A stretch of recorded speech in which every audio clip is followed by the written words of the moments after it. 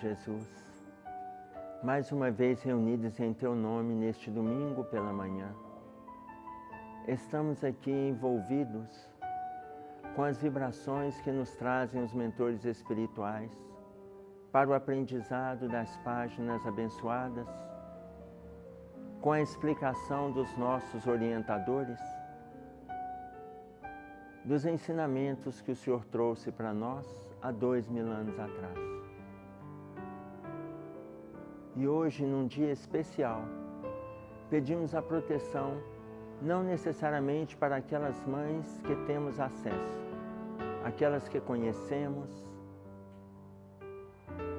que encontramos, que vibramos, mas todas as mães da Terra, que se para nós é uma data comemorativa, sabemos que elas são medianeiras de Teu Pai, do nosso Pai, que traz para nós a vida, e independente do contexto que nós aqui nos situamos, sabemos do bem-estar de estarmos encarnados e inúmeras vezes da gratidão inconsciente que aparece no nosso estado íntimo, aonde precisamos eleger um dia para forçar as pessoas a fazer a gratidão consciente. Gratidão essa que nos permite a caminhada, o entendimento, a lucidez, a peleja, na conquista do bem-estar espiritual. Sabemos que as mães são medianeiras, porque oferece para nós o regaço materno, que nos alimentarão, que nos sustentarão e nos internalizarão valores que o Senhor foi colocando no coração de cada uma delas antes de chegar no plano físico. Gostaríamos, Senhor, que a Tua proteção recaísse sobre todas elas, em fluidos de emanações positivas, de bem-estar, independente do contexto onde os filhos se situam, mas que elas permaneçam com a consciência tranquila de que ofereceram tudo de conformidade com o que conheciam, independente das escolhas filiais. Que a Tua paz esteja nos nossos corações, que assim seja.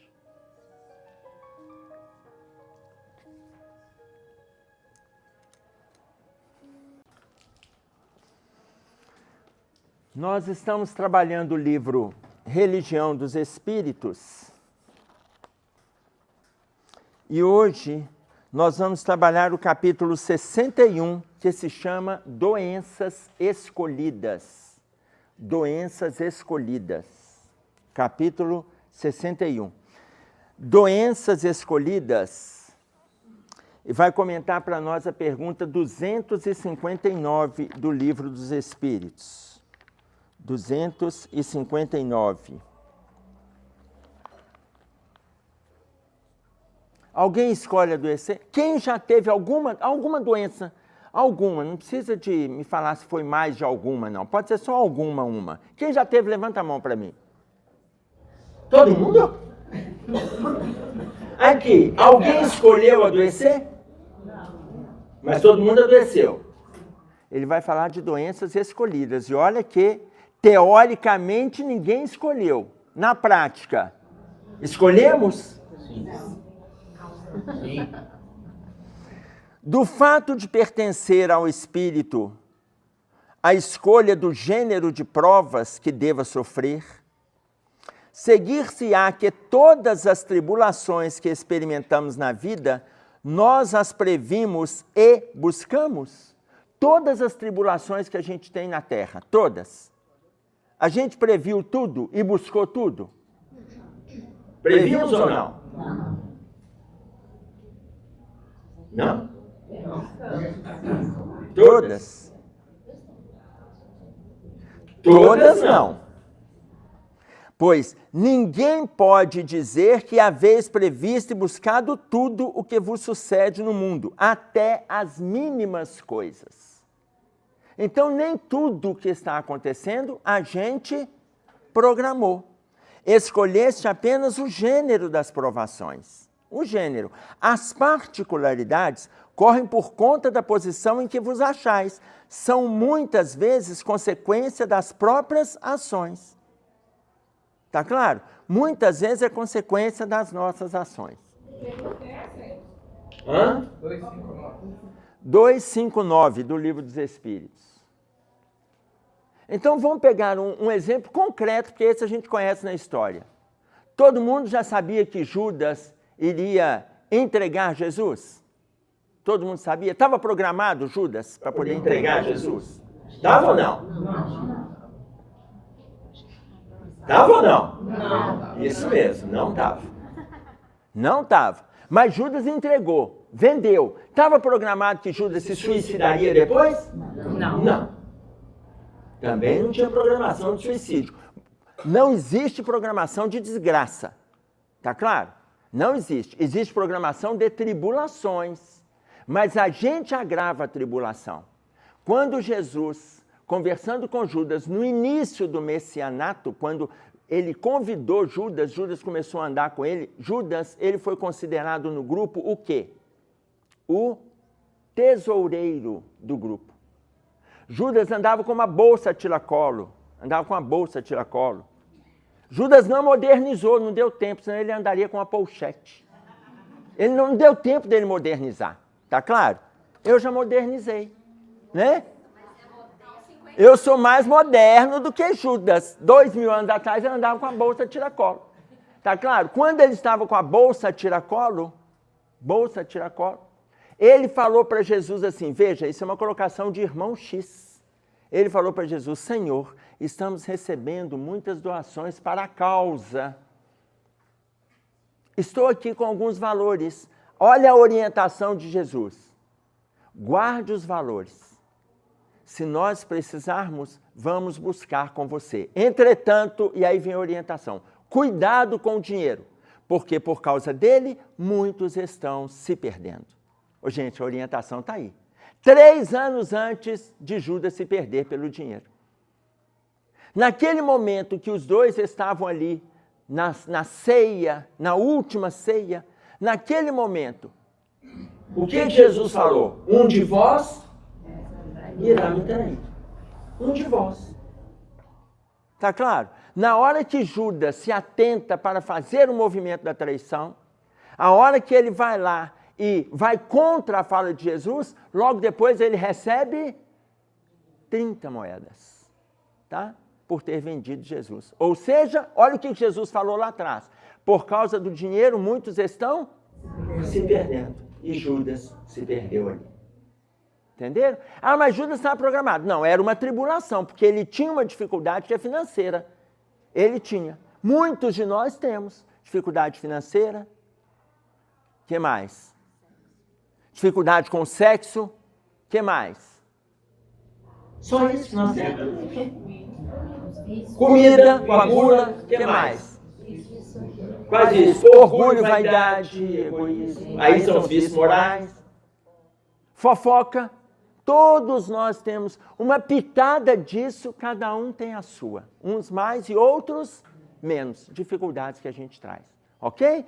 Mas a gente pode fazer dessas dificuldades tribulações constantes, tormentos que vão avassalar a nossa alma. Ou não. A gente sabe que tem, mas luta para se preservar ali, ok?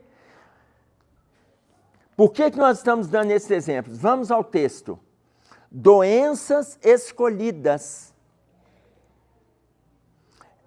Convictos de que o Espírito escolhe as provações que experimentará na terra, escolhemos provações que a gente vai experimentar.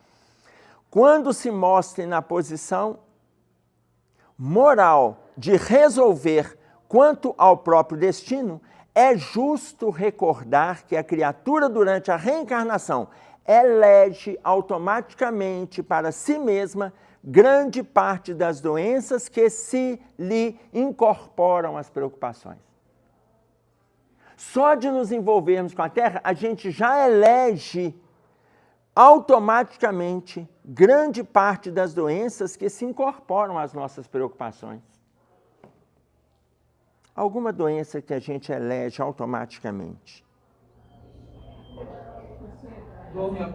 Ansiedade? Não, essa encarnação eu vou para ser ansioso. É assim? Não. Tem coisa que a gente elege automaticamente. Oi? Quando chega aqui, fica automaticamente, mas eu não elegi automaticamente. Aqui, gente. Nos últimos parágrafos, lá no livro Missionários da Luz, no capítulo 13, ele está intitulado Reencarnação. Nos últimos parágrafos deste capítulo, é o maior capítulo da obra, aonde vai aparecer para nós a reencarnação do espírito de Segismundo. O espírito de Segismundo, o Alexandre vai trabalhando a reencarnação dele. Só que no final do capítulo, ele vai colocar para nós que por que a gravidez dura, em média, 9 meses? É a gravidez mais longa dos animais da Terra, uma das gravidezes mais longas dos animais da Terra é a do ser humano. 9 meses, por quê? É o período que a mente, olha como que o Alexandre explica para a gente no livro Missionários da Luz. A mente, ela vai ela faz um retrocesso há milênios que nós já tivemos e ela vem passando em movimentos rápidos, em situações que a gente já vivenciou, até chegar no ponto de um trauma. Atenção, ela vai passando em movimentos rápidos, em frações de minutos, e ela vai vivenciando coisas nesse período, enquanto ela está no útero materno, até chegar no ponto do trauma. Então, por exemplo, quando chegar lá no ano de 1730, aonde eu era um espadachim, ali a minha mente trava. E eu começo a reconstrução do meu perispírito com um trauma no braço direito, aonde eu construí as situações criminógenas numa outra época, quando eu reencarno com uma debilidade. Entenderam? Então, esse processo que vai fazendo lá atrás de investigação, a gente vai, em determinados pontos que a gente não progrediu, a gente vai dar uma parada ali, a gente trava. Na hora que trava, a gente reconstrói o perispírito que vai alimentar aquele corpo, perispírito esse sob o aval da espiritualidade, porém com um problema no membro superior. Por quê? Ou seja, automaticamente eu já sei que eu vou ter essa dificuldade. Entenderam isso ou está difícil? Vocês estão hipnotizados? Só quem teve problemas demais. Quem teve problemas demais, não foi só um braço. Reencarna todos problemas. Aí reencarna cheio de deformações. Muitas vezes as deformações, elas vêm num perfil perispirítico também deformado. Por quê? Porque além deles terem construído várias situações como algozes na Terra, eles passam 2, 3 encarnações na chamada reencarnação compulsória. Reencarnação compulsória. E vem tumultuado naquele movimento que eles construíram. Tá claro? Quando eles conseguem fazer isso de forma regenerativa, ou seja, de forma com aproveitamento na reencarnação, pode ser que demore uma só. Tá? Depende do que a providência divina vai avaliar com eles naquele processo de construção de passado. Nós estamos colocando, inclusive, doenças que vêm de lá. Nem colocamos as doenças atuais. Tudo bem? Oi, filha. Quem nasce 7 meses? Quem nasce o quê? 7 meses. Quem nasce 7 meses? Qual o problema? Nasce com ansiedade. Ah, deve nascer com ansiedade, então. Apressada. Não, quem nasce de 7 anos, o processo de gravidez, ele tem esse movimento. Isso independe se a pessoa nasceu de 7 meses, nasceu de 8, de 9, porque a maioria, embora fala lá nascimento de 9 meses, gente, a maioria nasce com quase 10. Mas ninguém fala que são 10 meses de gravidez. Quantas semanas que o médico espera para poder preparar o parto? Não, gente, calma. É 38. 38. Aí ele vai, na 38ª, ele fala, vamos ficar atentos. Aí vai a 39, 40. Mas aqui, 9 vezes 4? Gente, vocês são ruins de matemática? Também? 9 vezes 4? 36. Se for uma gravidez de 9 meses exato, tinha que nascer na 36ª semana. E não é. Vai para a 37ª, 38ª, na 38ª entram em estado de alerta, nasce na 39ª, na 40ª. Teoricamente, ela já ficou quase 40 semanas grávida. Tá claro? Mas acontece os que ficam, por exemplo, 7 meses. Isso não atrapalha, não interfere no processo de aprimoramento do espírito e revisão do que veio lá de trás. Ok? Pois é. As questões físicas, eu entendi. E quem vem ou depois tem problemas neurológicos? Isso. E aí nós vamos retomar a página. Isso aí chama ansiedade. Eu nem cheguei. Entenderam como é que funciona a ansiedade? É assim, eu nem cheguei, eu só estou no primeiro parágrafo, né? Vamos ao segundo. Não precisamos lembrar nesse capítulo as grandes calamidades particulares, quais sejam o homicídio, de que o autor arrasta as consequências na forma de extrema perturbação espiritual, ou o suicídio frustrado, que assinala o corpo daquele que o perpetra com dolorosos e aflitivos remanescentes. Não precisamos pensar na relação com os homicidas ou com os suicidas, porque esses já estão tumultuando o próprio movimento reencarnatório e eles já trazem no bojo, já levarão no bojo várias situações de sofrimento para o outro lado.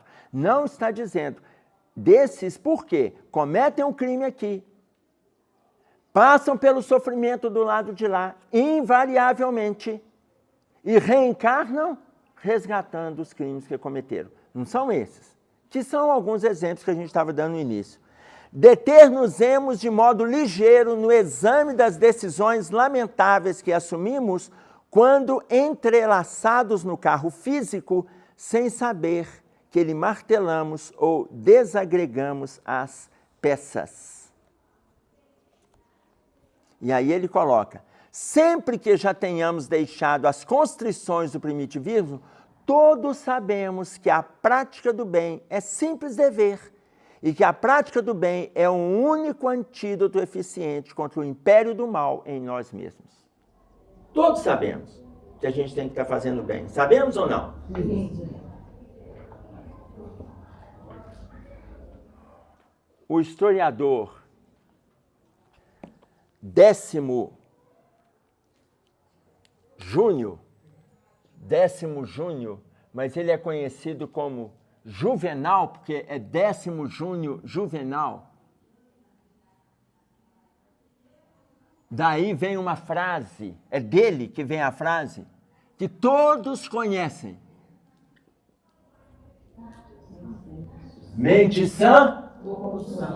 Não falei? E nem sabe que foi ele que falou isso. Corpo são. Veja bem, mente sã, corpo são. 10º Júnior Juvenal, ele colocou isso para nós. Não se tem certeza da data de nascimento dele, porque ela varia entre o ano de 55 a 60 e desencarna, segundo os historiadores, entre 127 e 128 da era cristã. Ele era filósofo e escritor, mas ele escrevia sátiras. Atenção, isso é na Roma Antiga. Juvenal. Na Roma Antiga, 10º Juvenal, escrever sátiras não significa que ele estava escrevendo peças engraçadas. Tá claro? A Roma Antiga, o que eles escreviam, ela era caracterizada por sátiras, tudo que era escrito. Sátira ou tragédia. Sátira não necessariamente significa que eles estavam escrevendo coisas engraçadas. E tragédia não significa que estavam escrevendo coisas que ia desencadear tristeza, choro. Nada disso. Sátiras, eles... Tanto 10º Juvenal Júnior, que era escritor, que era filósofo, ele escrevia sátiras. Ah, mas o que era a sátira? Aquelas peças que elas eram tranquilas, água com açúcar. Ele escrevia sátiras. Quando Sêneca já escrevia, por exemplo, tragédias, claro, ele era filósofo. Tragédia não significa necessariamente que ia dar em alguma coisa de sofrimento, de tristeza profunda. Só que escrevia peças tristes, mas não necessariamente tragédia. Então, sátira e tragédia naquela época não tem o extremo que nós temos hoje. Quando falar com uma pessoa a profissão dele, se ele é um satirista, tudo que ele fala, tudo que ele escreve, tudo que ele encena está relacionado a essa alegria, tá? Décimo Júnior Juvenal escreve para nós: mente sã, corpo são. Veja, olha a orientação que o Emmanuel coloca para nós aqui no Religião dos Espíritos. Sempre que tenhamos deixado as constrições do primitivismo, todos sabemos que a prática do bem é simples dever e que a prática do bem é o único antídoto eficiente para o império do mal em nós próprios. Se a prática do bem é o único antídoto, todo mundo tem dor? Todo mundo tem? A maioria? Então, deixa eu perguntar só aqui dentro. Tem alguém aqui que não tem? Levanta a mão. Então, aqui não é a maioria. Aqui são todos? Ok. Então, tá bom. Então, a dor. Todo mundo tem. A dor, ela é um sintoma de que alguma coisa não está bem. Alguma coisa não está bem. Se for uma dor da culpa, a dor do remorso, a dor de uma reflexão em cima de algum aspecto que está te incomodando, que você não concorda, ela é um sintoma. Essa dor é um sintoma. Quando a gente reflete e vê que esse sintoma, ele precisa ser mudado, eu preciso sair desse movimento aqui, eu estou usando a minha defesa. A minha defesa. Tudo bem? Então, é importante que a gente identifique o incômodo que nós estamos carregando? Porque se a mente é sã, o corpo é são. Se a minha mente não está sadia, eu preciso identificar o que está me incomodando. Isso que está me incomodando é um sintoma de que eu preciso mudar.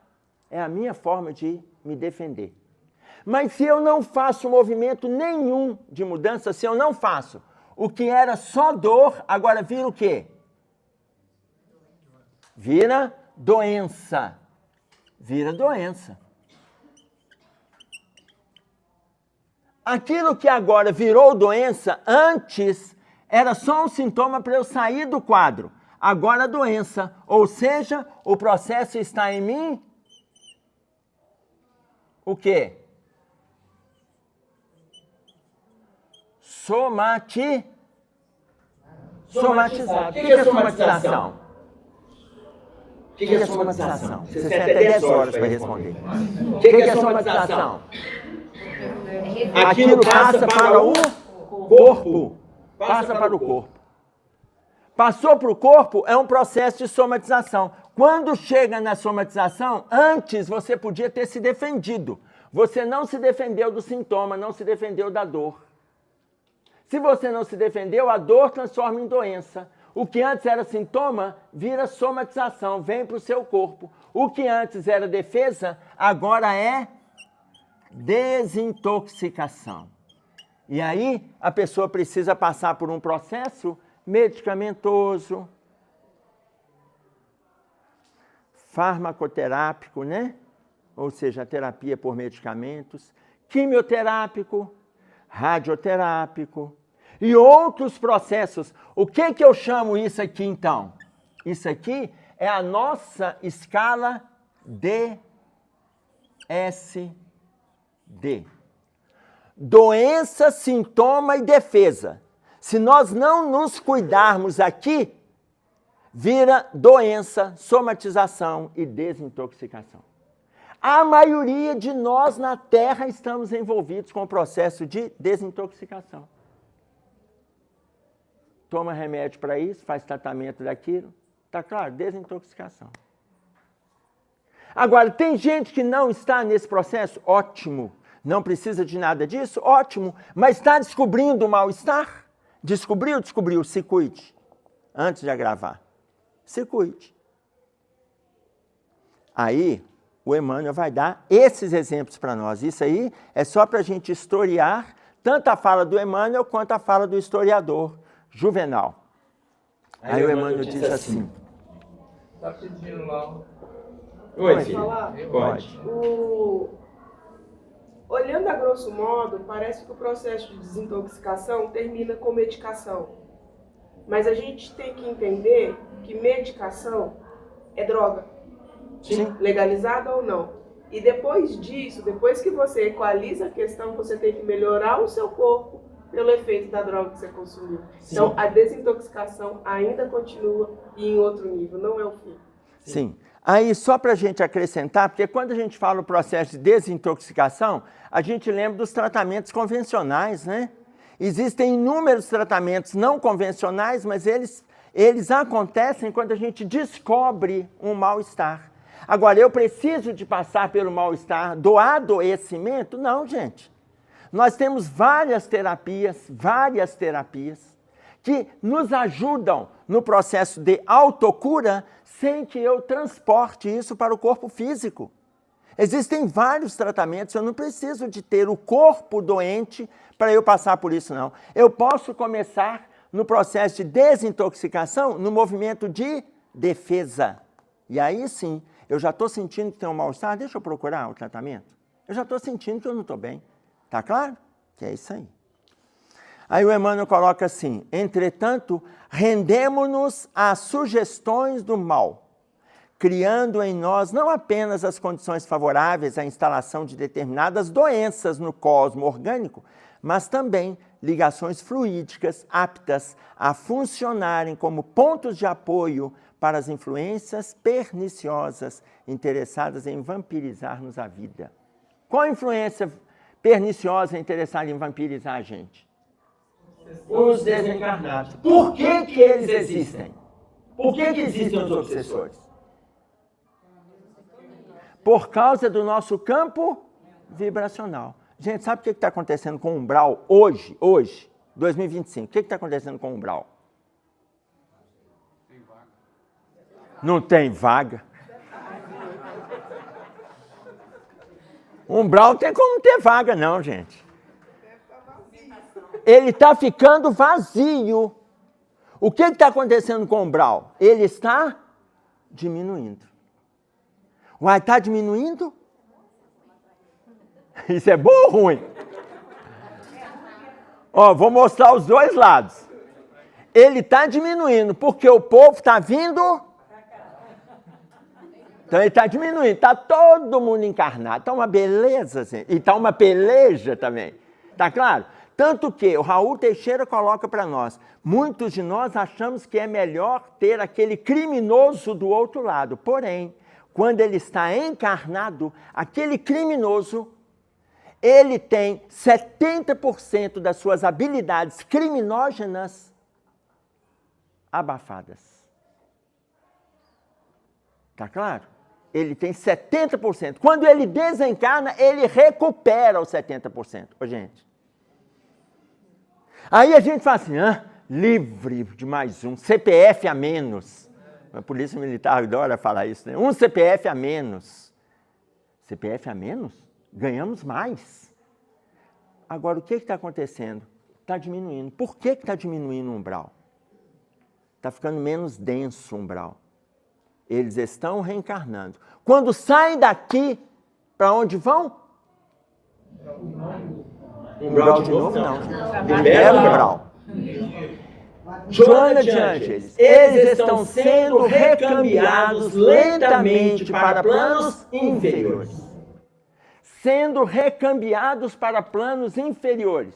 Imaginem vocês, aqui está a Terra. Aqui está a Terra. Aqui está o umbral.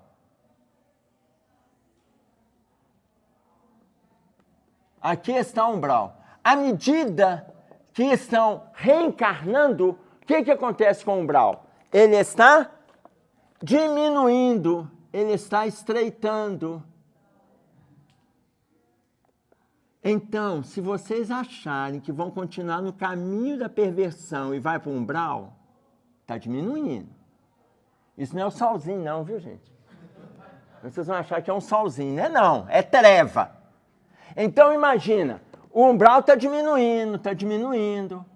Vai chegar ao ponto que o umbral vai ser uma sombra. E vai chegar ao ponto de evolução do planeta que nós nem teremos mais a camada de umbral em torno do planeta. Tá claro? E aí, a gente quer assistir esse ponto aqui do planeta sem a treva? Queremos? A gente tem que se envolver com o bem. Se a gente deseja, a gente tem que se envolver com o bem. O umbral está diminuindo. Aqueles, Joana de Ângeles coloca para nós, aqueles que não conseguem aproveitar esta encarnação para fazer o seu movimento de mudança, Joana coloca assim, estão sendo, após a desencarnação, estão sendo recambiados lentamente para planos inferiores. Recambiados. Não tem mais espaço para o umbral. Tá claro? Para de comer unha. Oh, gente, é só falar do umbral, o povo começa, hein? Que coisa, só falar da treva. Tá claro isso? Agora, olha como que nós vamos entrando no caminho do adoecimento. Olha como que Emmanuel disse para nós. Seja na ingestão... Aí, veja se a gente não se encaixa nessas situações.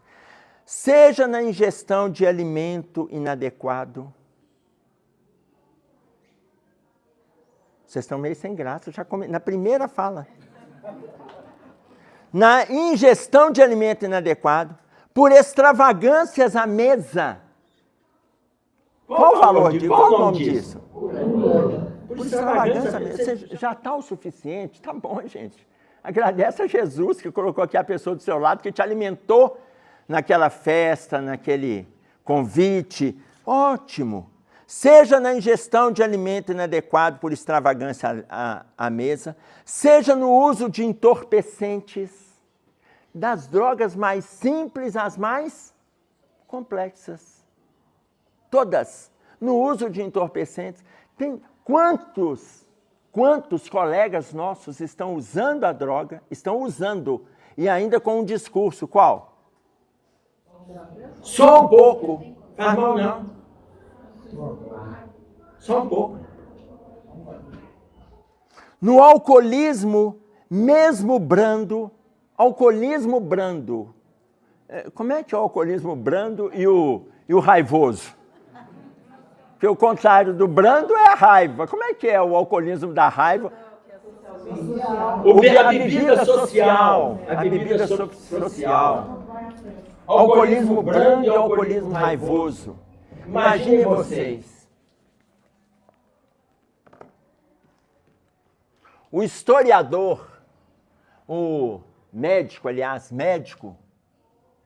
Eduardo Griffith, ele faz para nós um quadro aonde ele divide os 4 perfis de alcoolista.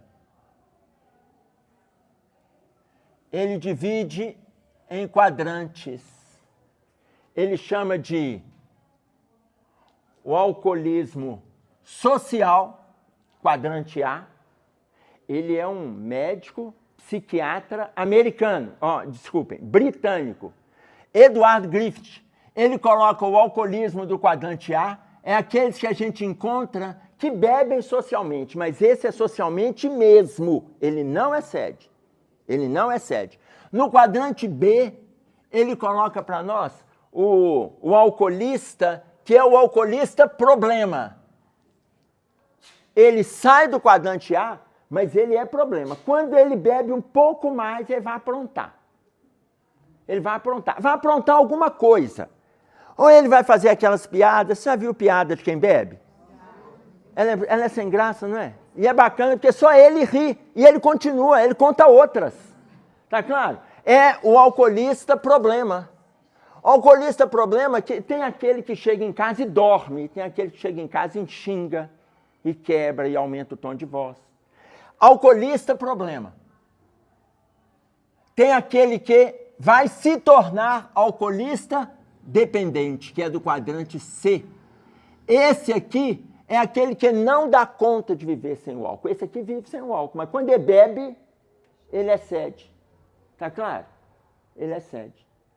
Então, por exemplo, nós temos uma lei. Tá claro? Se nós temos uma lei que não pode dirigir misturado ao álcool, por que a gente vai lá e faz? Não, mas é porque comigo não vai ter problema, não. De onde nós tiramos isso? É alcoolista, problema. Esse aqui, além dele fazer isso, ele não fica sem o álcool. E nós temos aqui o que ele chama de virtualidade gráfica. Virtualidade gráfica, que é o quadrante D. Quem é do quadrante D? O quadrante D da virtualidade gráfica é aquele que ele não se envolve com o álcool. Às vezes ele bebe, não tem como classificá-lo. Não tem como classificá-lo. Por quê? Porque, ora ele bebe, aí ele fala assim, tá chegando aí um feriado, o pessoal vai reunir na pescaria, foi lá e tomou 2 cervejas. Aí depois vem festa junina, ele não bebe, vem Natal, ele não bebe, vem Ano Novo, ele não bebe. Aí depois, não passa um final de semana, ele fala, hoje eu estou afim de tomar um vinho, vai lá e toma uma taça. Ele está na virtualidade gráfica. Ele não é social, não é problema, não é dependente. Às vezes ele fica 2 anos sem beber. Aí numa semana ele bebe uma taça de vinho, no outro final de semana ele bebe uma champanhezinha, pronto, fica mais 3 anos sem beber. Como é que você encaixa esse? Não é nenhum dos 3. Ele chama de virtualidade gráfica. Imaginem que, seja na ingestão de alimento inadequado, extravagância à mesa, no uso de entorpecentes, no alcoolismo, mesmo que brando, vocês vão entender por que eu dei uma parada nesse ponto aqui. No aborto criminoso, nos abusos sexuais. Abuso, gente, não é intimidade sexual, não. Quando você tem intimidade com a pessoa que você está afetivamente, emocionalmente envolvido, isso não é abuso. O abuso é quando você tem e vai além, buscando outras situações. E aí, ele coloca para nós, estabelecemos em nosso prejuízo síndromes abdominais de caráter urgente, como úlceras gastrointestinais, afecções hepáticas que são inflamações que aparecem no problema gastrointestinal, dispepsia, sabe aquela sensação, gente, mas toda vez que eu como isso, eu vou tendo uma queimação. Sabe a queimação? Náuseas, enjoo, você sabe que determinado alimento. E se você não se cuidar, aquela sensação de queimação, de flatulência, aquilo ali vai te inchando, tá claro? Vai te agredindo. São essas dispepsias crônicas. Pancreatite, desordens renais, irritações do colo, os desastres circulatórios, moléstias neoplásicas. O que é uma neoplasia? É o princípio do câncer, moléstias neoplásicas. Tá claro? Vai começando ali por uma disfunção a partir daquilo que a pessoa foi fazendo uso. Neurastenia. O que é uma pessoa neurastênica? O que é neurastênico? Irritada, nervosa, impaciente, colérica. Isso tem algum problema, gente? Ser assim? Tem? Tem, não tem? Tem. Vocês vão ver. Ainda vou trazer um exemplo aqui, clássico. Neurastenia, traumatismo no cérebro, enfermidades degenerativas do sistema nervoso, além de todo um largo cortejo de sintomas. Ok, isso aí ele só falou do quadro físico. Tudo bem? Tá simples um quadro físico desse aqui? Não. Está gravíssimo. Vamos lá no outro quadro? Enquanto que, olha o lado moral. Crítica inveterada, não tem problema criticar, gente. Não tem problema. Tá claro? A palavra crítica vem do grego kritikos, com K. críticos. Não tem problema criticar, desde que a gente use a crítica como utilizava na Grécia Antiga.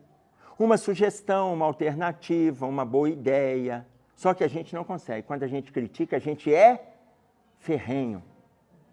Por quê? Porque a gente se coloca dono da verdade, da razão. Crítica inveterada, inconformação. Inconformação. Tem muita gente inconformada na Terra? Inveja, ciúme. Tem muita gente ciumenta? Então, se tem gente ciumenta. A ponto até de tirar a vida do outro, não tem? Tem. Tem muita gente ciumenta. Ciúme, despeito, na desesperação e na avareza, engendramos variados tipos de crueldade silenciosa, com que, viciando o próprio pensamento, atraímos o pensamento viciado das inteligências menos felizes, encarnadas ou desencarnadas, que nos rodeiam. Por que eu quis me prender a alguns pontos? Vocês vão lembrar de uma figura que eu falei assim, é para nós um exemplo clássico, que é André Luiz. André Luiz desencarnou. O que ele estava envolvido no plano? Quando ele desencarnou, ele escutava o quê? O que ele escutava? Suicida. Foi a palavra que ele mais escutou dos desencarnados. Quanto tempo ele ficou no umbral? 8 anos. 8 anos no umbral. O que ele estava envolvido quando ele esteve na Terra? Mas tem que falar. O quê? Quais? Peraí, sexo desequilibrado? Sim. Que doença que ele teve? Sífilis. O que mais? Alcoolismo. O que ele alega? Quem fala para ele isso, gente? Eu estou citando para vocês aqui, nós vamos pegar o trechinho. O que ele alega? Suicida eu? Aqui. É de lamentar, olha o que Clarence fala com ele. É de lamentar que você tenha vindo pelo suicídio. E aí ele fala, suicídio? Recordou as acusações dos seres que estavam nas trevas. Não obstante o cabedal de gratidão que ele começava a acumular, olha o que ele disse. Não me calei àquela incriminação. E aí ele fala para o Clarencio e para o médico Henrique de Luna, que eu examinava, ele chega e fala assim, creio que existe um engano, pois eu lutei 40 dias na casa de saúde tentando vencer a morte. Sofri 2 operações graves devido à oclusão intestinal. Falar para o mentor espiritual que o mentor está enganado, tem que ter ousadia, não tem não? Falar que o mentor é que se enganou? Aí o Clarence diz assim, sim, meu filho, o organismo espiritual apresenta em si mesmo a história completa das ações praticadas no mundo. A história completa das ações praticadas. Se a mente dele estava doente, o corpo dele adoeceu. Está claro isso? E aí ele explica, olha, veio o problema intestinal. Então, quais os problemas que ele teve? Primeiro foi sífilis. Outro, alcoolismo, que ele até justificou que ele não era o alcoolista problema e nem o dependente. Ele era o alcoolista social. E aí o médico conversa com ele, não, meu filho, você foi médico na Terra. Beber um pouquinho só pode? Vocês estão na dúvida, hein? Viu como é que eu pego vocês? Um pouquinho, pode ou não? Não. Até minha filha fala pode, depois de nascer do meu ventre. Ô, capeta. Oi, meu filho. Na realidade, a sociedade hoje coloca a bebida como uma defesa da dor, né? Ah, não, mas sociedade, meu filho, você me atormenta desse jeito. Eu estou falando dos valores espirituais. Espiritualmente falando, sim ou não? Não. Ah, mas o médico falou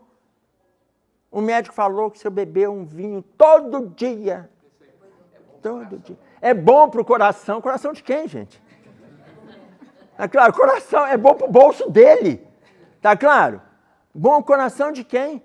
Então, você imagina bem, o problema, a questão não é o vinho, é a uva. Aí na hora que você fala para a pessoa assim, não, mas aqui, não bebe o vinho não, chupa a uva. Ah, não, mas uva eu não gosto.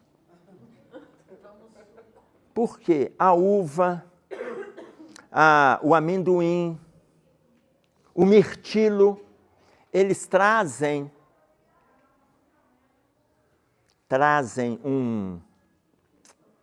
oh meu Deus, como é que é o nome, hein?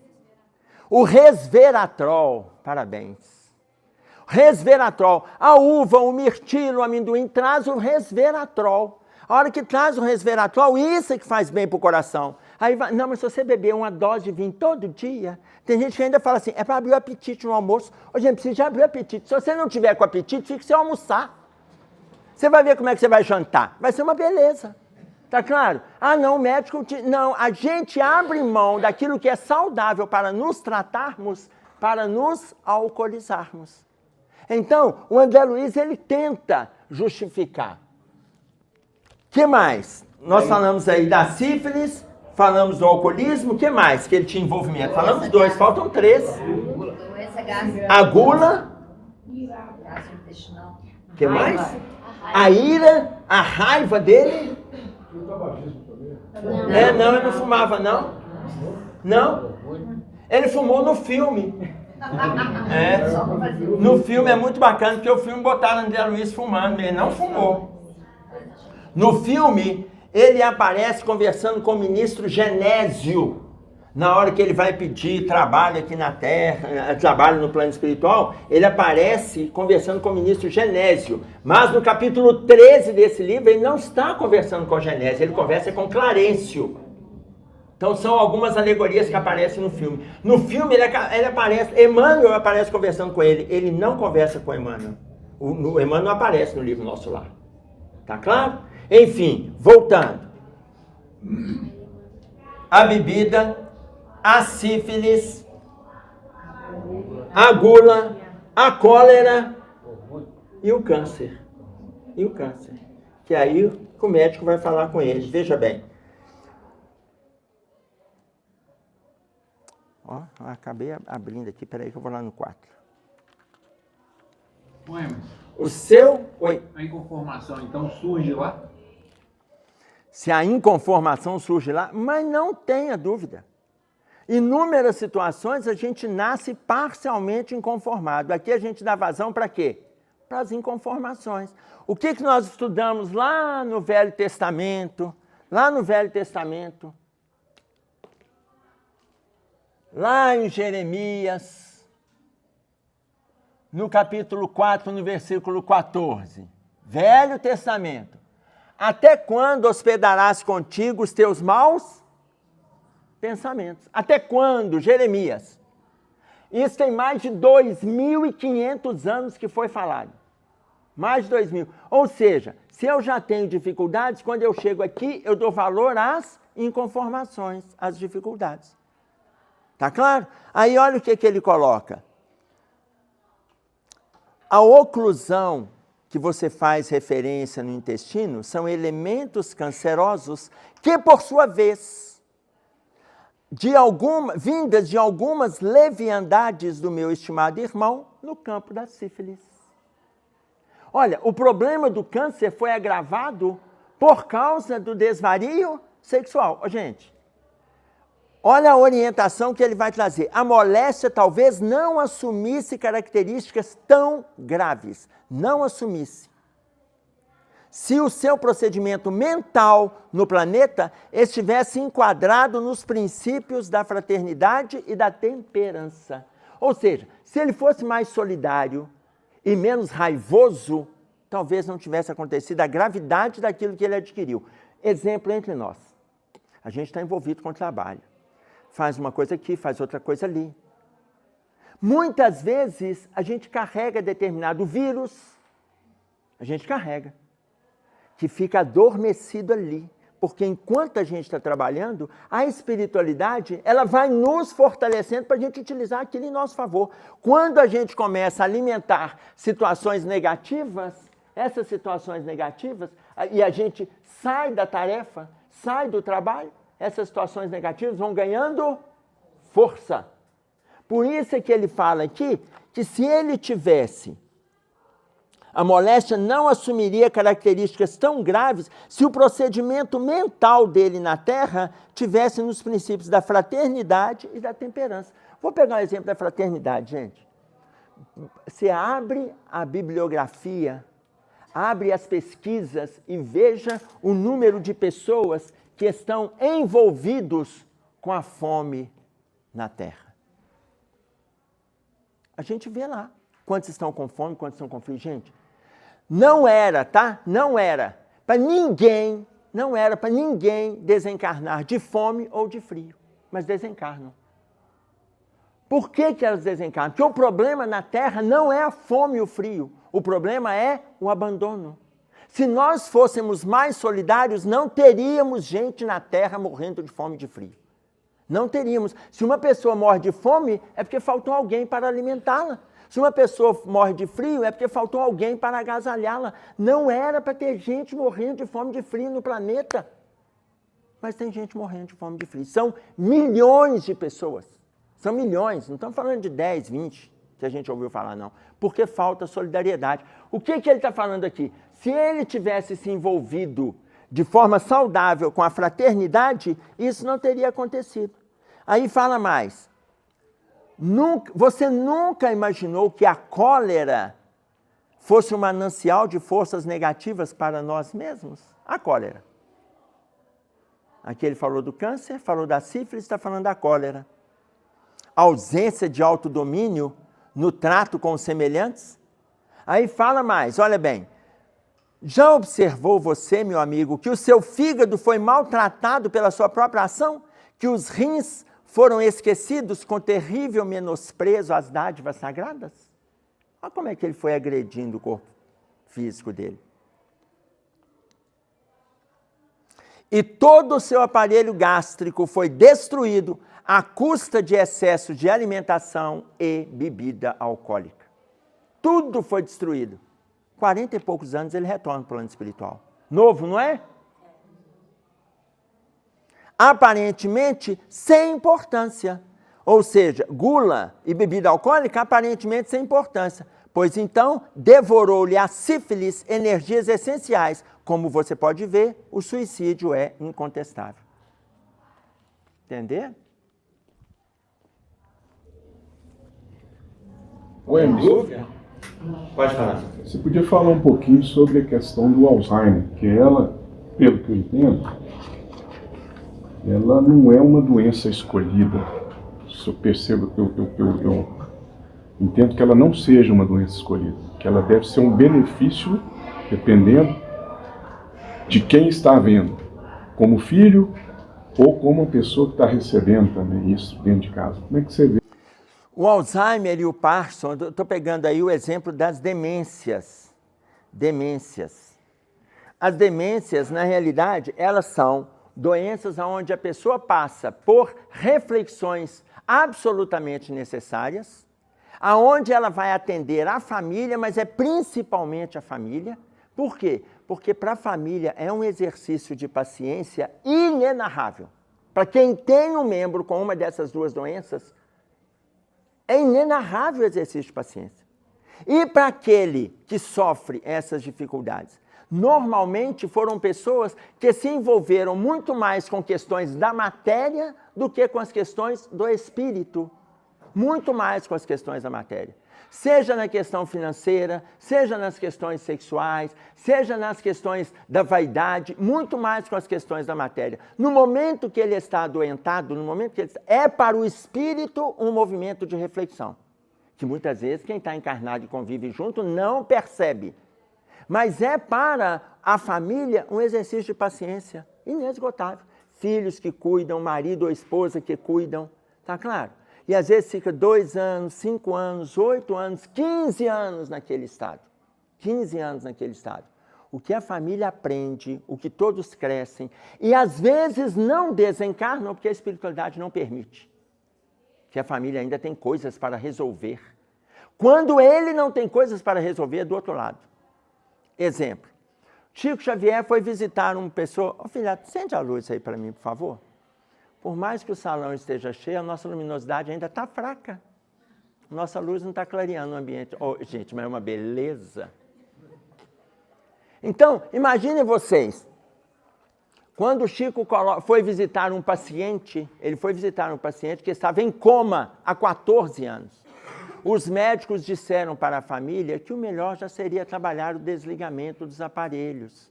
Por quê? Ele não iria se recuperar mais. Pela gravidade, ele não iria se recuperar. E se saísse daquele quadro, se saísse, ele viria com tantas debilidades que não sabe se valeria a pena manter o investimento. Aí a família conversou com o Chico. O Chico disse assim, fala para os nossos irmãos. O Emmanuel disse para o Chico.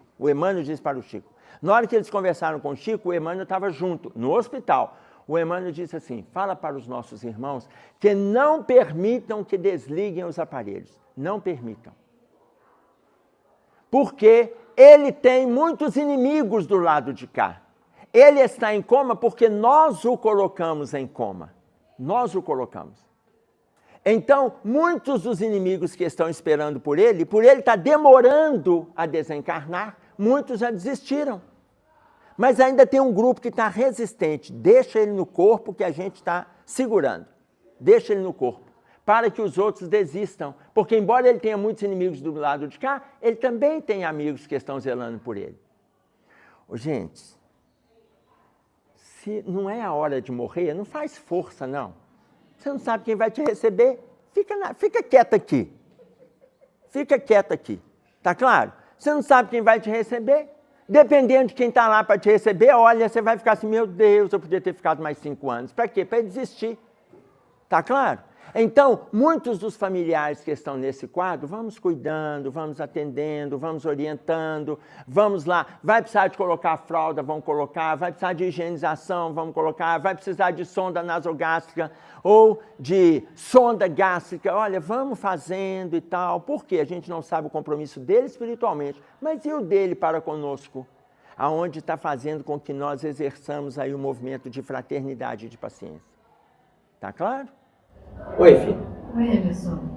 Na visão espírita, você pode falar um pouco do quadro de autismo?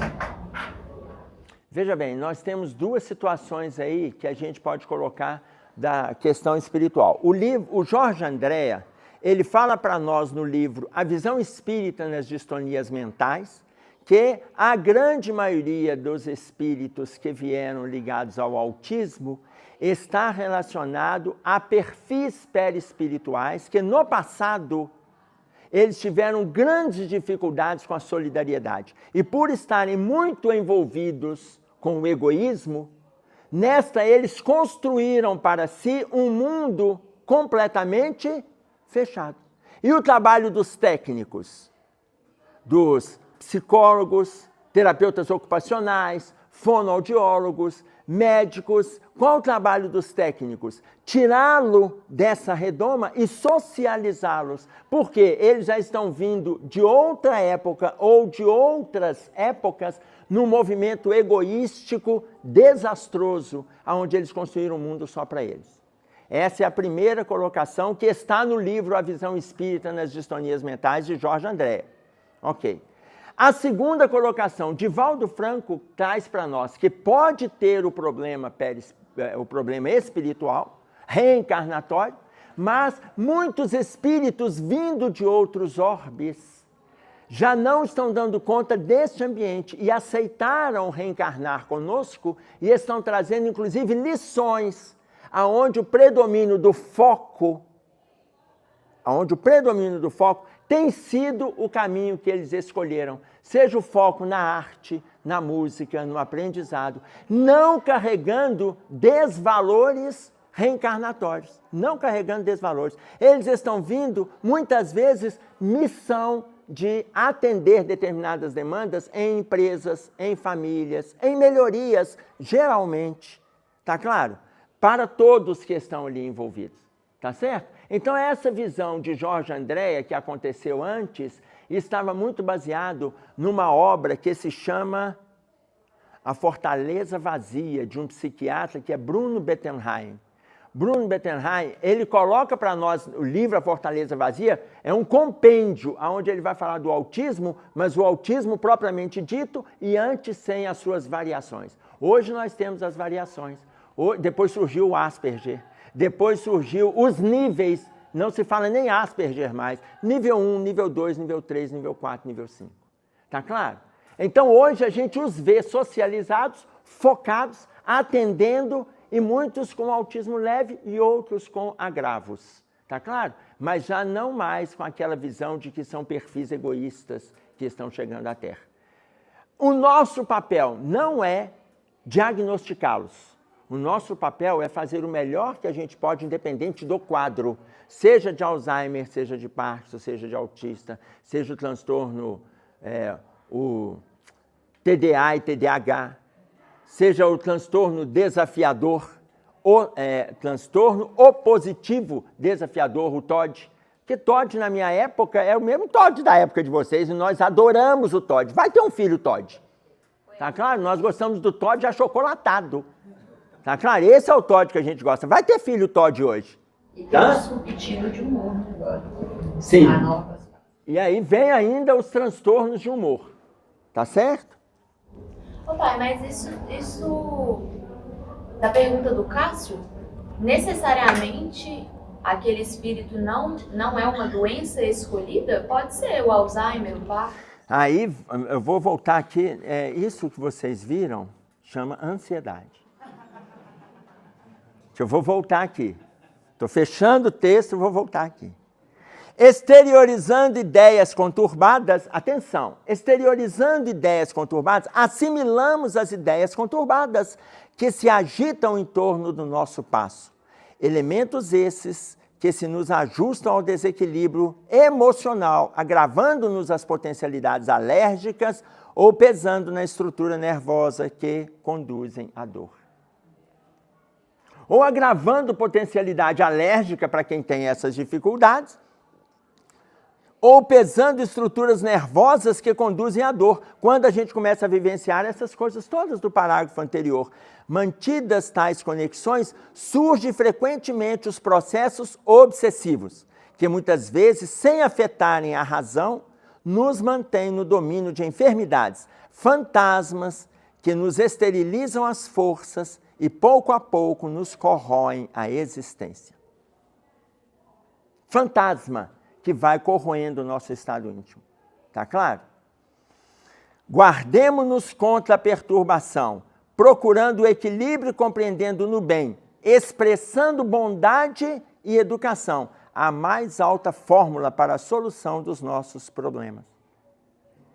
Mesmo no sentido enfermos, arrastando-nos, embora e aperfeiçoemo-nos ajudando os outros na certeza de que, servindo ao próximo, serviremos a nós mesmos. Olha o que ele pede, que a gente não descuide de fazer alguma coisa pelo outro. Servindo ao próximo, a gente está servindo a nós mesmos, esquecendo, por fim, o mercado da invigilância, onde cada um adquire as doenças que deseja pelo próprio tormento.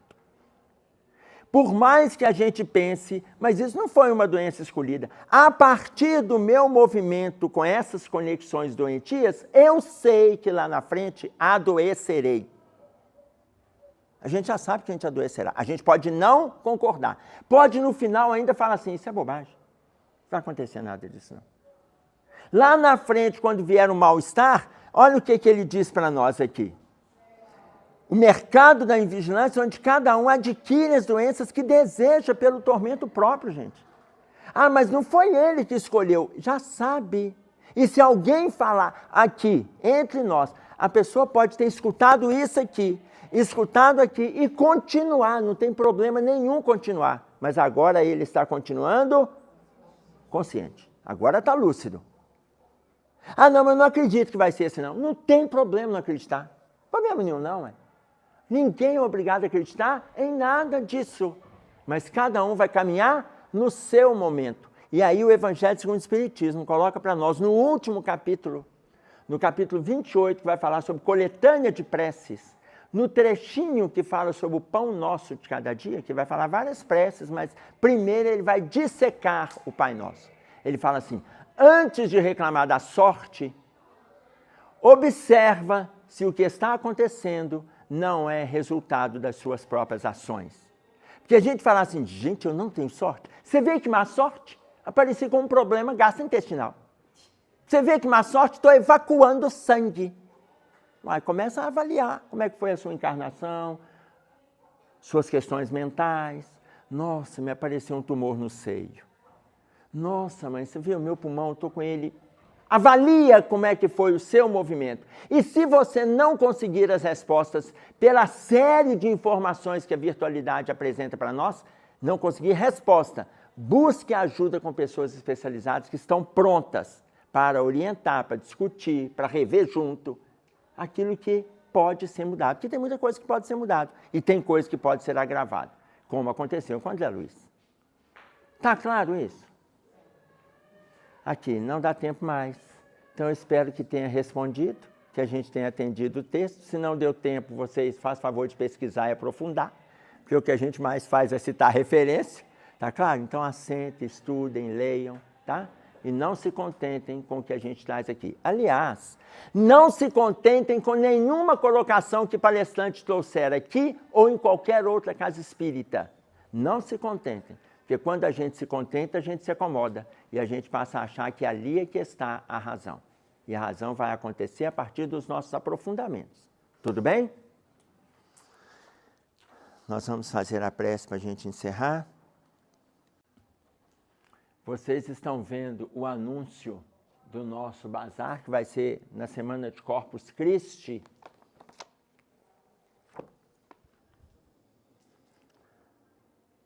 Quem ainda puder se envolver com o bazar, está faltando um mês. Quase 40 dias para o bazar, tá? Vai ser por volta do dia 22. Corpus Christi, feriado quinta, sábado, a montagem do bazar na Faculdade de Engenharia Kennedy, domingo, o dia que está todo mundo envolvido com o bazar. Tudo bem? Então, quem tiver coisas para doar em perfeito estado, você está doando um sofá, porque você quer um sofá novo, não é porque o seu sofá rasgou, quebrou o pé, deu cupim, aí vou doar para lá fora. Não me doa. Combinado? Não me doa. Por quê? Porque vai doer na pessoa a gente chegar lá, olhar e falar que a gente não vai levar. Tá claro? Então, doa aquilo que está em boas condições para a gente estar colocando no bazar. Tá bom? O nosso bazar trabalha com novos e seminovos.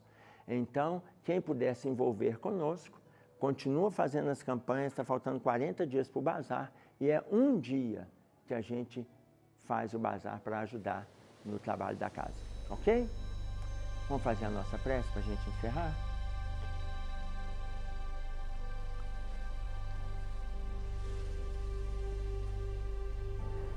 Pai nosso que estás nos céus, santificado seja o teu nome. Venha a nós o teu reino, seja feita a tua vontade, assim na terra como no céu. O pão nosso de cada dia nos dai hoje. Perdoe as nossas dívidas, assim como nós perdoamos os nossos devedores. Não nos deixeis cair em tentações, mas livra-nos do mal, porque teu é o reino, o poder e a glória para todo sempre.